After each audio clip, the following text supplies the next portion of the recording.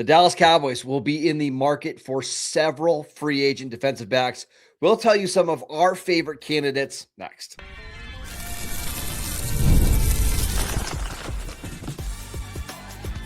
You are Locked On Cowboys, your daily Dallas Cowboys podcast. Part of the Locked On Podcast Network, your team every day. Welcome back to the Locked On Cowboys podcast, part of the Locked On Podcast Network, your team every day. We'd like to thank you for making us the #1 sports podcast network. And today's episode is brought to you by FanDuel. Use your profit boost on an NBA future and get entered for your chance to win a trip to the NBA Finals. Play your game with FanDuel, the official sports betting partner of the NBA. Welcome back. I am your host, Marcus Mosher. He is Landon McCool. And on today's show, we're taking a look at the top free agent defensive backs, corners, and safeties that we think the Cowboys might target this offseason. We know they're going to free up a bunch of space at some point. It seems very likely that they're going to sign, I would say, multiple veteran defensive backs. So let's get into the names, Landon. Let's start with some of the top players at the market. I don't know if the Cowboys are going to be fishing in this pool, but it also wouldn't be surprising if they went after one big player here. So who are some of the top corners and safeties who are expected to be available? I think the guy that's probably going to end up, maybe I'm wrong, but I think the guy that's probably going to end up with the most money here is Jaylen Watson from the Kansas City Chiefs, because it's a combination of talent and age. I mean, he's only 27 years old, and he's coming off his 4th year. He's had a couple years of really solid play. And I think he's, as far as like the combination of being kind of a proven thing and still being on the younger side of things, I think he's probably the guy that's going to be near the top of the market.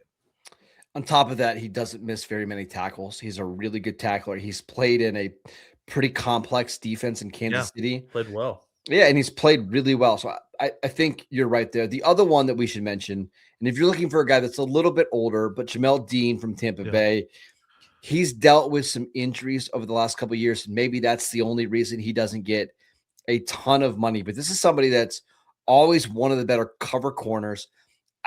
I don't know how well he fits into Christian Parker's defense. But again, I think if you want somebody that is a rock solid top 20 corner every single year, he's probably the most consistent option available. Yeah, and on a down by down basis, maybe the most talented of the receivers of the corners out here. But because he's 29, it kind of brings him down to a similar level to some of these other guys that are coming out of their 4th year of their rookie contracts. Like another guy like Josh Jobe, who comes from Seattle, just had played a really great, a series of games in the playoffs running up to the Super Bowl. Is another guy who, probably wasn't necessarily going to be making a ton of money going into this free agent market coming into the season, but after a really great 2025 is standing to kind of be in that same upper echelon with the rest of these guys that we've mentioned. Well, and we should mention Tariq Woolen, who's also a free agent. It doesn't seem like Seattle is going to pay him right now over on Pro Football Focus.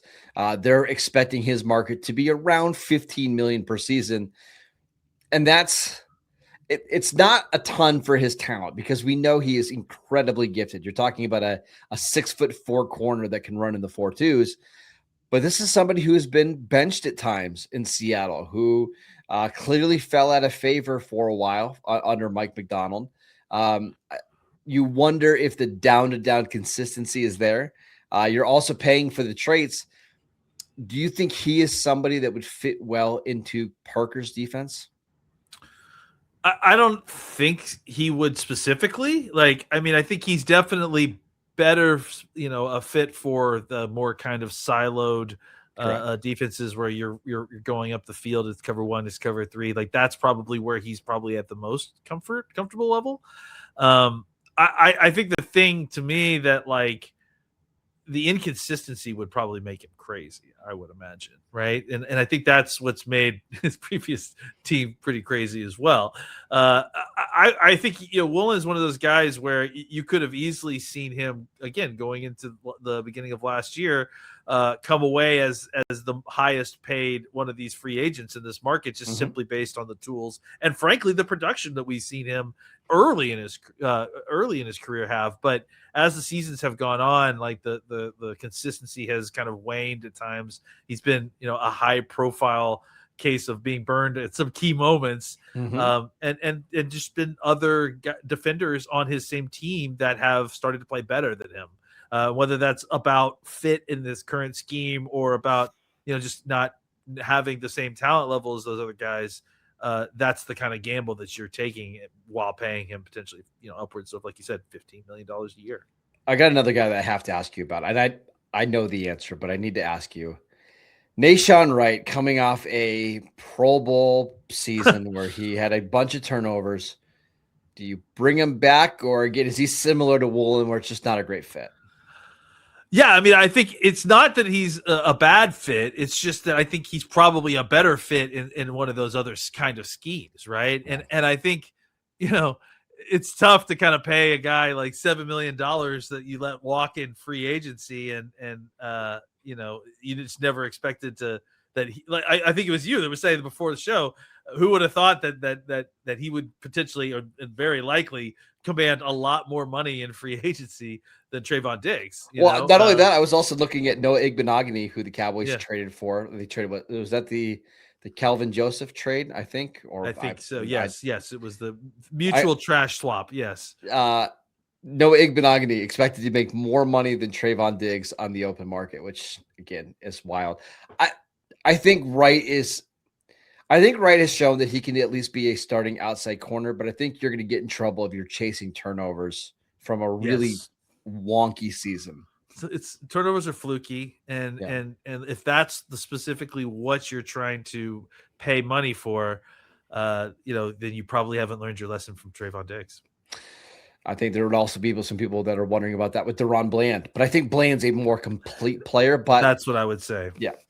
Is there anybody in this like upper value list that you would like to see the Cowboys target? I mean, those are, for the most part, those are the names that are going to go in the first couple of days of free agency. But is there anybody else in that range we should mention? I mean, I'm a fan of, we talked about Alontae Taylor from the New Orleans Saints. I think he has some inside-outside versatility, and he can do what you need as a slot defender. But I also don't know that I'm like $11 million, $12 million a year loving Alontae Taylor. So I think it matters depending on what the market says there.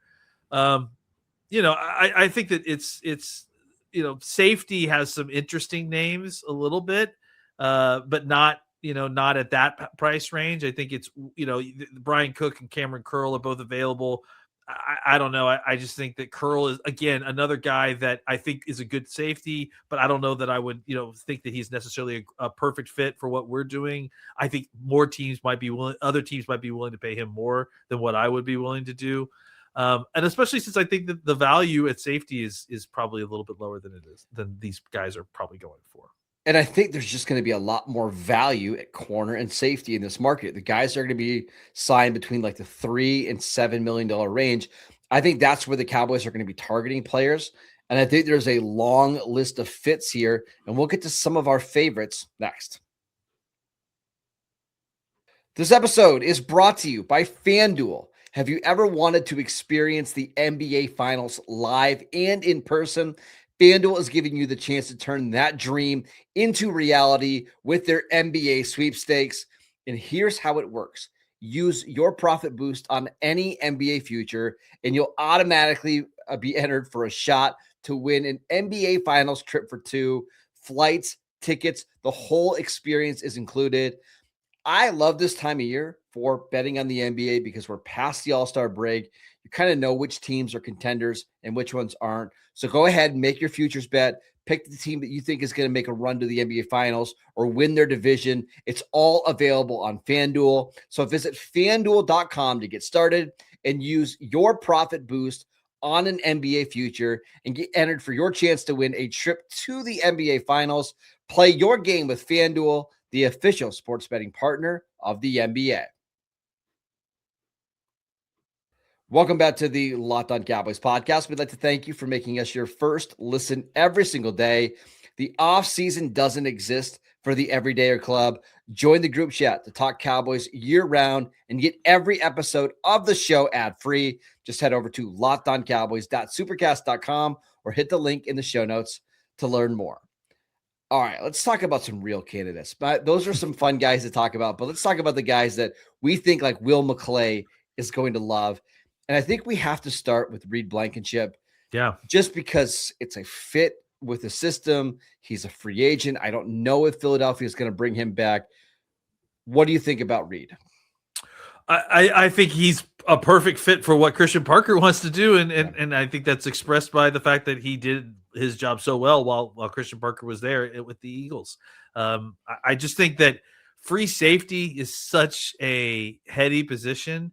And to be able to transplant the brain from his previous stop into this new defense, especially at a position that you have a need for, there's just so much to like about it. First of all, the idea that like I said, he already knows the defense, so he can be a teacher on the field to help kind of, evangelize the whole situation. I think that you get a certain amount of extra insight into the free agents, into him as a free agent versus the other safeties.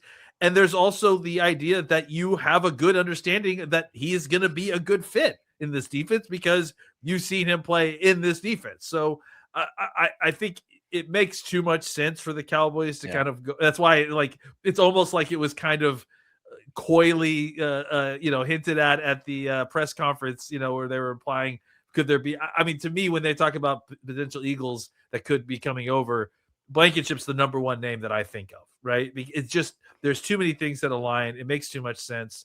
I got another one, though, for you. Yeah, sure. Let's hear it. What have the Cowboys been looking for? They're looking for a safety that can play in the slot, that can tackle, that has some attitude, and got some edge to him. What about somebody that played under Christian Parker before? What about CJ Gardner-Johnson? Now, I know that he's crazy, but he played 1,200 snaps for the Eagles in 2024, and he was really, really good. Again, I have no idea what Christian Parker thinks of him. Maybe it was more a Vic Fangio thing. That is the reason why the Eagles decided to move on. I don't know, but that's somebody that's available, that's cheap, and actually plays really, really well in the right defense. He plays really, really well. So why is he so cheap and available, Marcus? Well, because he's crazy. Why is he so cheap and available, Marcus? It's the duck meme, right? Yeah. I mean, he's a psycho, but he's a really good player. Yeah, I got no itch. You're not going to convince me in the big 2020 to admit that I have to get that guy on my team. Well, I'm just saying, if it would be really funny if the Cowboys signed him, because that would basically tell you that it was Vic Fangio or Nick Sirianni that didn't want him on their team. Maybe Christian Parker's cool with Gardner-Johnson. I don't know. With psychos, I don't know. I think the problem with Chauncey Gardner-Johnson was not like some hidden away thing that we didn't see behind closed doors. Like you saw on the field, this dude's a psycho. Nobody should want to play with him. I mean, maybe Parker can get something out of him. Maybe you're right, but no, I don't have a ton of interest in him. I got another one for you. This is Ardarius Washington, who you probably remember from the draft cycle. Yeah. You want to talk about another psycho? So Ardarius Washington tore his Achilles, I believe it was in May, and he came back this season and played meaningful snaps for the Ravens down the stretch. That is wild, right? But he's also somebody that played in the slot for Baltimore. He is very undersized. You're talking about like a 5'8", 190-pound safety, but he's going to be over a year removed from the injury. He's still pretty young. Baltimore has their two safeties in Kyle Hamilton and Malachi Starks. That's why they're not going to pay him. I do think Ardarius Washington is somebody that you can get for $2 or $3 million. That's maybe worth buying low on. You're just trying to get Jeff Kavanaugh to come on the show. Is that what's going on here? First round grade on Ardarius Washington. I remember Jeff. Yeah, I mean, look, I think obviously, he played some good football at the end of there, and I think that he wouldn't mind coming back home to Texas, I'm sure. I love the idea of the kind of versatility that he provides. And I think that I don't know that I remember seeing him playing exclusively in the slot, but they moved him all around the defense. And I remember that he did a lot of that in college too. So yeah, I mean, I think it makes some sense. I certainly think that is probably his best role, right? Playing that kind of move around guy who plays in the slot, but isn't necessarily your full-time free safety. So yeah, I think it makes sense depending on what the price is. Like that could be a situation that you can easily find some value in. Right now on Pro Football Focus, they're estimating a 1 year, $4 million deal with $1 million guaranteed. Like if you sign him at that price, that's basically what special teamers get. Like there's almost no risk. Yeah, absolutely agree. Who else do you got? Well, I mean, can I bring up one of your guys that sure. That oh wait, no, this is a trade target potentially, so no, I shouldn't bring him up. I think to me, like, the guys that I keep looking at in the market that are, that interest me are the, like you said, this kind of middle tier of guys. Would I want to go kick the tires on a former draft? There's so many like former draft crushes in this. I know.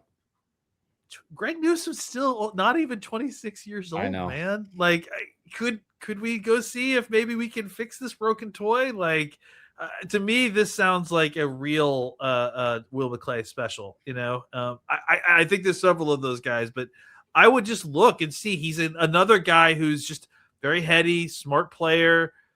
I think he struggled to stay healthy at times when he was at Cleveland, and then obviously ends up in Jacksonville. And I haven't given up hope on him yet, I think, and I would be interested to see if he could be a reclamation project. Another one would be Cam Taylor-Britt, who played really well as a rookie and as a sophomore player for Cincinnati, but he's really regressed the last couple of years. He's 26. He's one of these big, long corners. He was a healthy scratch at times. He's not going to really cost anything. It's the same thing. It's a 1 year, $3 million deal with no money guaranteed. I just wouldn't be surprised if we see Will McClay in the front office sign multiple of these guys just to see what sticks. I mean, they need bodies in the secondary. I mean, they also need quality starters, but maybe the way to do this is you grab a Cam Taylor-Britt, you grab a couple other guys that you had high grades on the past, and just hope that one of them fits this new defense. Yeah, there's several different ways to solve this, right? You're not looking for cornerback one, so it is possible that you get one of these buy low candidates, you hit on it, and they play well enough to get you by. So, as we pointed out several times, like the Eagles themselves went through an entire their Super Bowl season where they were constantly trying to figure out exactly what to do with that other cornerback position. So. Yeah, I think there's lots of different ways to solve this, and the Cowboys should try every angle in order to get the talent that they need to play defense. I think if you're looking for a number one corner, you're going to be disappointed in free agency. I think if you're looking for a number two corner, you're probably going to be disappointed in free agency. But if you're looking for like that third or fourth guys, like guys that can come in and not get you beat, that's where I think this free agent class is really good, is that there's just a lot of capable guys. Like I'll give you another one. Amik Robertson, who played for the Lions last year. He was overmatched as their number one corner just because they had so many injuries. But if he's your fourth corner, a guy that can play outside and can play in the slot, he'll tackle a little bit. He's only going to cost you $3 or $4 million a year. Like to me, that's what I'm interested in. Guys that can just raise the floor of the cornerback room, so you're not playing Bridges and Reddy Stewart and guys that just aren't ready to play. I think that's where the Cowboys can find some value this year. Yeah, absolutely. I mean, I think that especially if you're looking for nickel guys, there's tons of different ways to acquire those kind of guys who can come in and play those positions. It's like we were saying off air. It's like the nickel position is very, very important, but it's also not super difficult to fill because like it's more about a mentality and about having an attitude and playing with intelligently, which is easier qualities to find than elite athletes with long arms that run 4.3s. Any interest in bringing back Donovan Wilson? Because right now he's expected to be a free agent. Pro Football Focus has him projected at 1 year, $1 million, which basically is the vet minimum. He wouldn't be a starter for you anymore, but as a third safety, would you want to bring Wilson back? Yeah, I mean, I don't know. Like it's even at $2 million, it's almost like I feel like it's time to kind of let some of these younger guys play a little bit. I don't maybe. I think it depends on how I think he's a good fallback option, right? Like if you get through the draft, you get through free agency, you don't feel like you have quite the depth that you need still. I have a feeling he'll probably still be available. You could probably pick up the phone closer to OTAs and get him in here and feel good about it. All right, let's talk about some potential trade targets for the Cowboys in the secondary.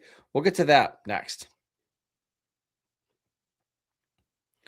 This episode is brought to you by 5 Hour Energy. Welcome to the 5 Hour Energy Draft.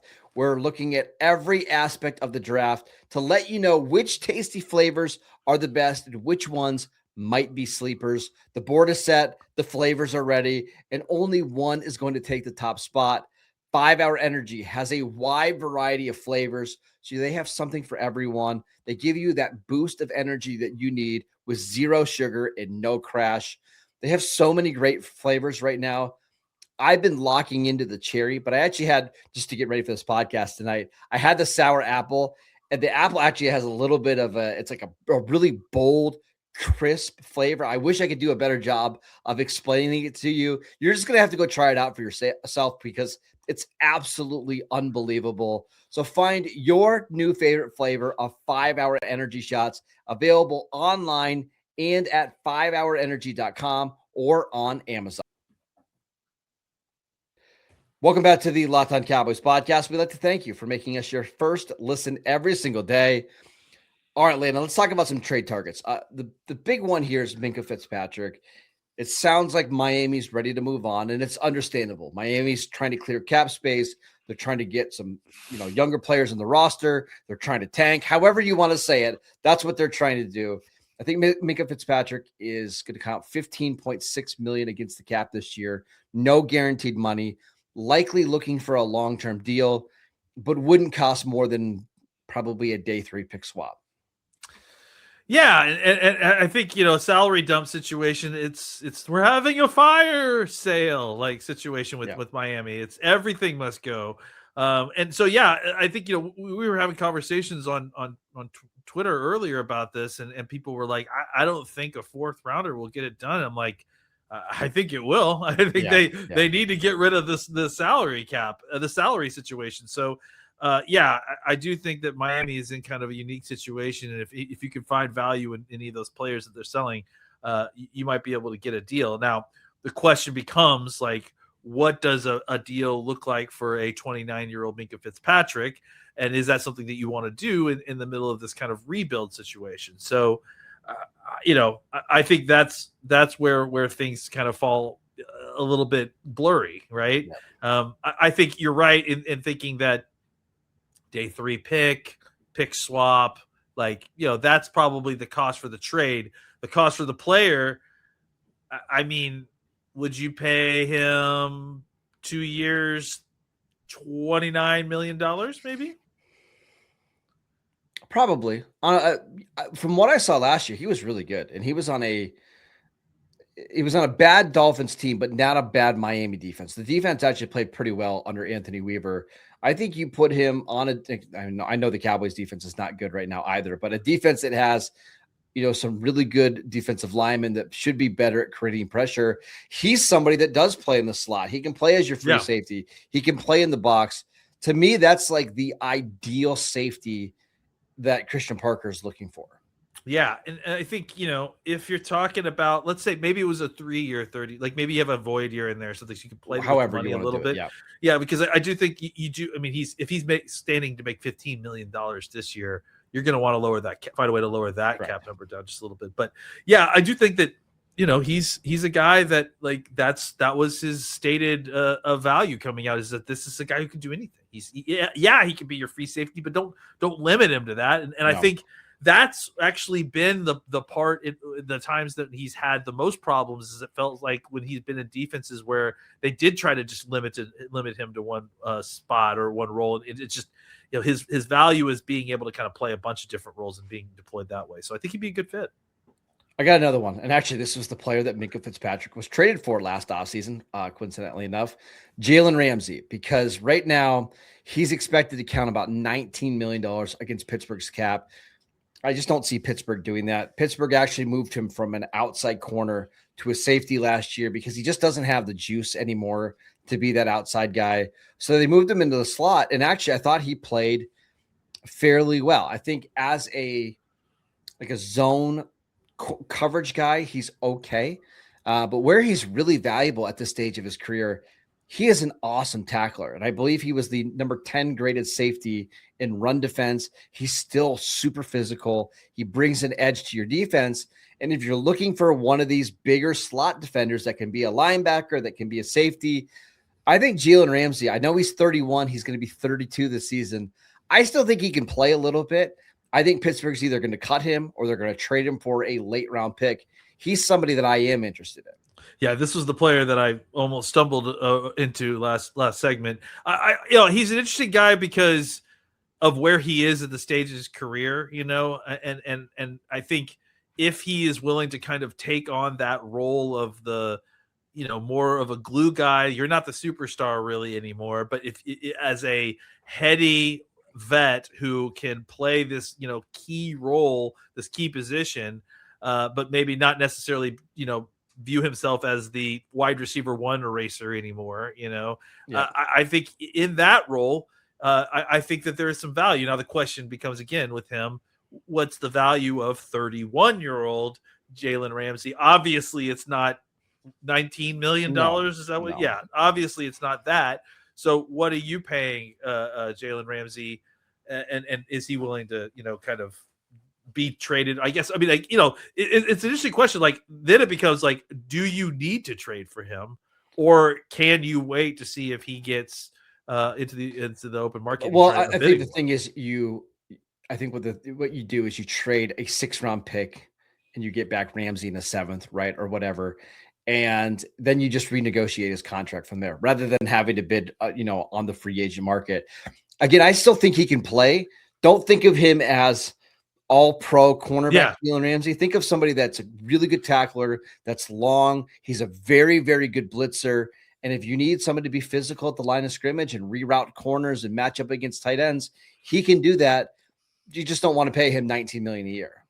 Think about him as the defensive back version of Javion Clowney. Bingo, right? Exactly. Yes, that's where he is in his career. He's just still wants to play football because he loves football. You shouldn't rely on him as a superstar anymore, though.